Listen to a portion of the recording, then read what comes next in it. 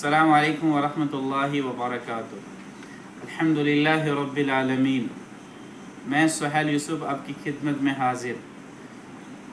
آج میں آپ سبھی اسٹوڈنٹ سے مخاطب ہو کے اس بارے میں بات کرنا چاہتا ہوں کہ کیسے ایک اسٹوڈنٹ نیٹ جی آر ایف ایگزام کریک کر سکتا ہے۔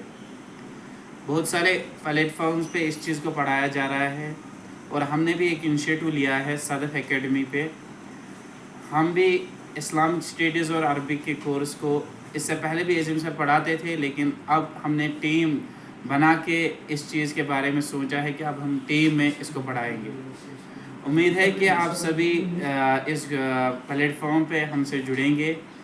آج اس ویڈیو بنانے کا مقصد یہی ہے کہ میں آپ کو چند باتیں بتاؤں نیٹ جی آر ایف ایگزام کے بارے میں کہ ایک اسٹوڈنٹ کیسے اس کو کریک کر سکتا ہے۔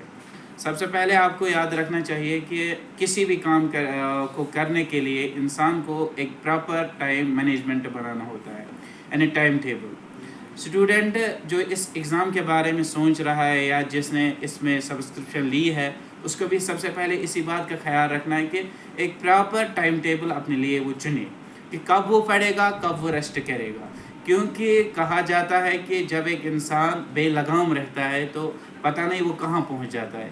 جب یہ کسی پرٹیکولر یا کسی پراپر چینل کے تھرو کام کرتا ہے تو یہ سکسیس کی اور جاتا ہے۔ لہٰذا time management is very necessary for a student and for that very exam it is too much important.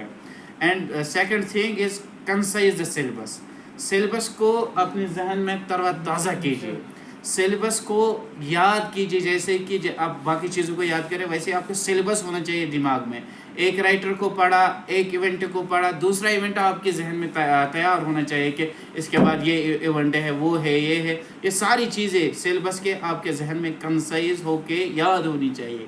اس کے بعد تیسری چیز جو بہت زیادہ ضروری ہے وہ ہے سیلف میڈ نوٹس، کیونکہ کہا جاتا ہے کہ اگر ایک انسان دن بھر محنت کرے لیکن بعد میں اس نے بڑے یعنی سمارٹ ورک نہیں کی ہے، سمارٹ طریقے سے ان چیزوں کو پک نہیں کیا ہے، تو یہ سب کچھ انسان ضائع کام کے طور پہ کرتا ہے، یعنی ضائع انسان کا یہ کام ہو جاتا ہے۔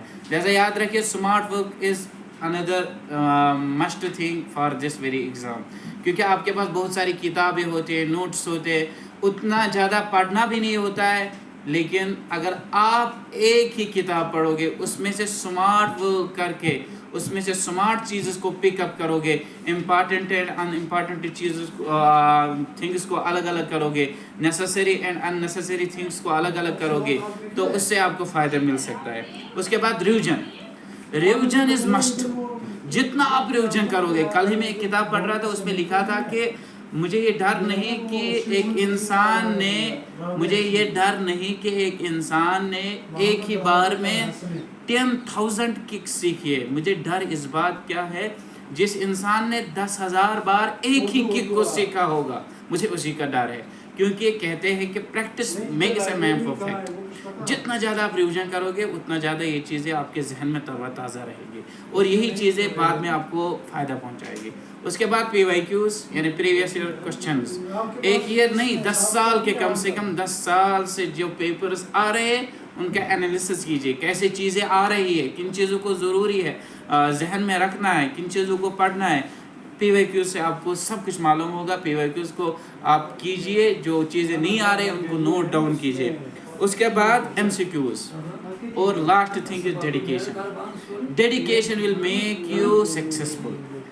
کہتے ہیں کہ dedication is a way to success, کہتے ہیں کہ success is the fruit of dedication, determination and discipline.